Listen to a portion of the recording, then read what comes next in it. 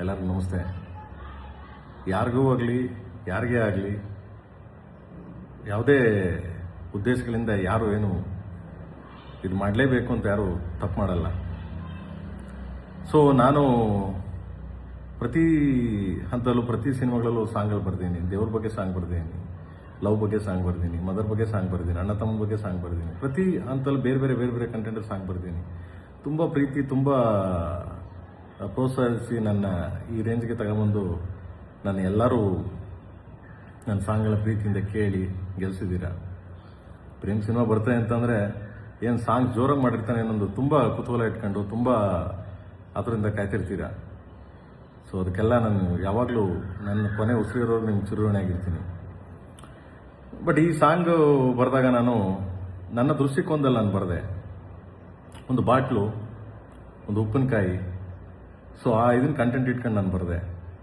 ಒಂದು ವರ್ಡ್ನ ತೆಗೆದು ಹಿಂದೆ ಹಾಕ್ಬೋದಾಗಿತ್ತು, ಬಾಟಲ್ನ ಮೇಲೆ ಎತ್ತಿ ಅಂತ ಹಾಕ್ಬೋದಾಗಿತ್ತು. ನನಗೆ ಕುತೂಹಲ ಇರಲಿ ಅಂತ ತಗೊಂಬಂದಲ್ಲಿ ಎಂಡಲ್ ಆಗ್ತೆ. ಯಾಕೆ ಕುತೂಹಲ ಇರಲಿ ಅಂದರೆ, ಒಂದು ಸಾಹಿತ್ಯ ರಚನೆ ಮಾಡಬೇಕಾದ್ರೆ ಒಬ್ಬ ಸಾಹಿತಿ ಹಂಗೂ ಮಾಡ್ಬೋದು ಹೀಗೂ ಮಾಡ್ಬೋದು ಅಂತ, ಅದನ್ನು ನಾನು ಒಲಗರ ರೀತಿಯಲ್ಲಾಗಲಿ ಬೇರೆ ಯಾರಿಗಾರು ನೋಯಿಸ್ಬೇಕು ಅಂತ ಆಗಲಿ, ಯಾರಿಗೂ ತೊಂದರೆ ಕೊಡಬೇಕು ಅಂತಾನೆ ಆಗಲಿ ಯಾವ ಉದ್ದೇಶಕ್ಕೂ ಮಾಡಿದೋನಲ್ಲ ನಾನು. ಯಾಕಂದರೆ ಇವತ್ತಿನವ್ರಿಗೆ ನಾನು ಮಾಡಿಲ್ಲ, ನನಗೆ ಸಾಯೋವರೆಗೂ ನಾನು ಮಾಡೋದು ಇಲ್ಲ, ನನಗೆ ಅದು ಅವಶ್ಯಕತೆಯೂ ಇಲ್ಲ ನನಗೆ.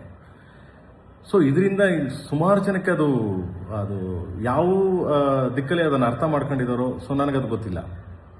ನನ್ನ ಅರ್ಥದ ಪ್ರಕಾರ ನನ್ನ ಬರೀಬೇಕಾದ್ರೆ ನಾನು ಈ ಅರ್ಥದಲ್ಲಿ ಅದನ್ನು ಹೇಳಿದೆ.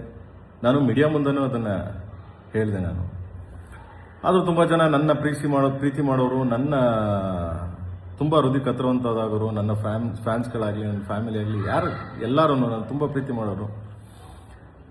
ಸೊ ಕೆಲವ್ರಿಗದು ಹರ್ಟ್ ಆಗಿರ್ಬೋದು, ಕೆಲವ್ರಿಗದು ನನ್ನಿಂದ ಪ್ರೇಮ್ ಈ ಥರನಾ, ಪ್ರೇಮ್ ಹಿಂಗೂ ಬರೀತಾನ ಅಂತ ಕೆಲವರೆಲ್ಲ ಕೇಳಿದ್ರು. ಸೊ ನಾನು ಒಬ್ಬ ಸಾಹಿತಿ ಆದಮೇಲೆ ಸಾಹಿತ್ಯ ರಚನೆ ಮಾಡಬೇಕಾದ್ರೆ ಹಾಗೂ ಬರೀಬೇಕು, ಹೀಗೂ ಬರೀಬೇಕು, ಎಲ್ಲ ಥರ ಬರೀಬೇಕು. ಬಟ್ ಹಂಗನ್ಬಿಟ್ಟು ಕೀಳು ಭಾವನೆಯಲ್ಲಿ ಯಾರ್ದು ಕೀಳು ಮಟ್ಟದ ಸಾಹಿತ್ಯಗಳನ್ನ ಬರೀಬಾರ್ದು. ಬಟ್ ಇದನ್ನು ನನ್ನ ದೃಷ್ಟಿಕೋನದಲ್ಲಿ ನಾನು ಬಾಟಲ್, ಉಪ್ಪಿನಕಾಯಿ ನಿಮ್ಗೆ ಅವಾಗಲೇ ಹೇಳಿದೆ ನಾನು. ಸೊ ಬಾಟಲ್ನ ಮೇಲೆ ಎತ್ತಿ ತೊಟ್ಟಿಗೆ ತಂಗೊಳಗೆ ಇಳಿಸಿ ದಿಸ್ ಇಸ್ ಅ ಬಾಟಲ್ ಅದು. ಸೊ ಅದನ್ನು ಬೇರೆ ಬೇರೆ ಅರ್ಥದಲ್ಲಿ ಕಲ್ಪನೆ ಮಾಡ್ಕೊಂಡ್ರು, ಬೇರೆ ಬೇರೆ ಅರ್ಥದಲ್ಲಿ ಇದು ಮಾಡ್ಕೊಂಡ್ರು ನನ್ನನ್ನು, ನನ್ನ ಫ್ಯಾಮಿಲಿನ, ನನ್ನ ಕೆಟ್ಟ ಅಬ್ಯೂಸ್ ಮಾಡ್ಕೊಂಡು ತುಂಬ ಲೈಕ್ಸು ಕಾಮೆಂಟ್ಸ್ಗೋಸ್ಕರ ಮಾಡ್ತಾ ಇದ್ದೀರಾ. ಎನಿವೆ ಥ್ಯಾಂಕ್ಸ್, ಅವ್ರಿಗೆಲ್ಲ ಒಳ್ಳೇದಾಗಲಿ.